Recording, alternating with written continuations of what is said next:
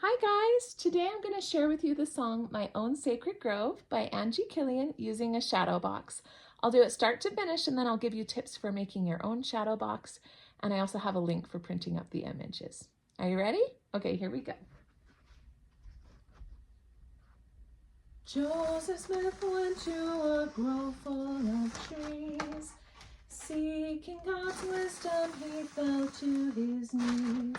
As he plied with the heavens, the sky filled with light, and the Father appeared with his Son, Jesus Christ, standing above in the air, coming to answer his prayer.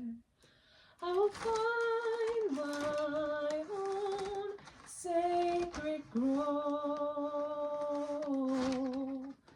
away from all of the noise of the world. I will turn to prayer, for I know he's there. I will find my own sacred grove. And then there's kind of a little interlude. Here we go. So many choices with so much at stake. Life's full of pathways, but which should I take? If I lift up in prayer in the name of the Son, through the power of the Holy Ghost, answers will come. Heavenly Father is there, ready to answer my prayer.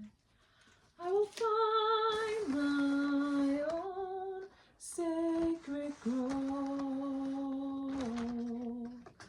away from all of the noise of the world. I will turn to prayer, for I know he's there. I will find my own sacred grove. Sometimes the answers take time, so I'll listen in heart and mind. Revelation will come my way as I wait patiently in faith. I will find my own sacred grove, away from all of the noise of the world. I will turn to prayer, for I know he's there. I will find my own sacred grove. I will find my own sacred grove. Okay, that's pretty much it. Let me move just over here so you can see me a little bit better. So a shadow box is pretty easy to make. We just used a giant cardboard box. You can kind of see that there's a hole cut here. We have a hole cut in the other side. And then we just, did I glue? I actually ended up taping it because sometimes the glue wouldn't work when I was pushing it against the parchment paper. So if you use like packaging tape behind, so you kind of like just cut this hole out and then get a large piece of parchment paper and then use packing tape, then you can keep it to stay. There's a hole in the very back of it for where the light goes in as well. We painted ours black just to make it look nicer, but you don't even have to paint it.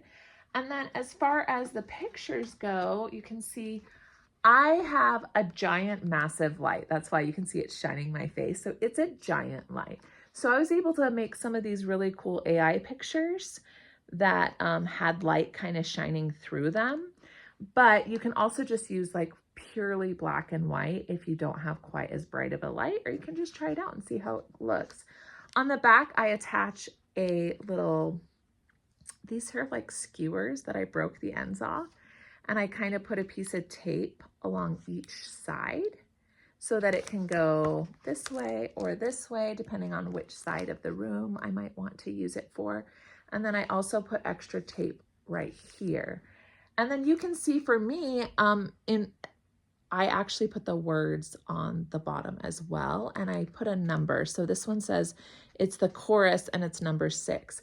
As you can see, I reused the chorus. So often for myself, I'll put the chorus on the table or up top, but it's really helpful having the each of the images numbered, because then when you're switching from junior primary to senior primary, you can just quickly put it back into order. Or sometimes I've done it where I have enough time to do it again, then I could like maybe ask the primary presidency member to ask a question. I think I did that during this when I did it, was like, you know, what are some places that you could pray and ask Heavenly Father for help? Where could you go to find your own peaceful place? And so then the kids could ask questions while I quickly put them back in order. And I like to lay them next to me in opposite order. So I think there's 15 or 16 of these images. So I'd lay it 16 all the way up. And it does help to put it in the direction that you want the stick to go to make it go faster. But it's super fun. The kids love it. And actually, when I did this, let me show you the difference. I'm going to turn the light off a second. We'll see how it does. So when I introduced this, here, it was like this, right? So I was in primary and I said something like, we know that Joseph Smith had a question, right? What's the question he had? He wanted to know what church he could join, right? So that's the answer they would give. Okay, so he went to a grove of trees and he knelt down to pray. And then what happened? And one kid was really great. He was like, it got really dark and scary. Yeah, that's right. They were really scared. He was really scared. He almost couldn't say anything at all or even speak, but he prayed. And then all of a sudden, what happened? A light above the brightness of the sun. Do you see how bright that is? It like totally shines up the kids' faces. So having a super bright light is fun, but if your husband isn't super handy like mine, they can be quite pricey. But maybe you can find your own really bright light for cheaper. Anyways, it's kind of a fun way for them to visually see what it would feel like for it to be dark and this bright pillar to come. And then we even got to talk about like what that light is and how it's Jesus Christ and Heavenly Father are so pure. And that's why it was so bright. And so anyways, it's a really fun activity. And I do have the link for the images that you can print if you'd like. I hope you enjoy it. And I would hope you try it out with your primaries. Let me know if you do, because it's always fun to know the things that I'm doing are helping someone else. Okay, I hope you enjoy your week. Happy singing.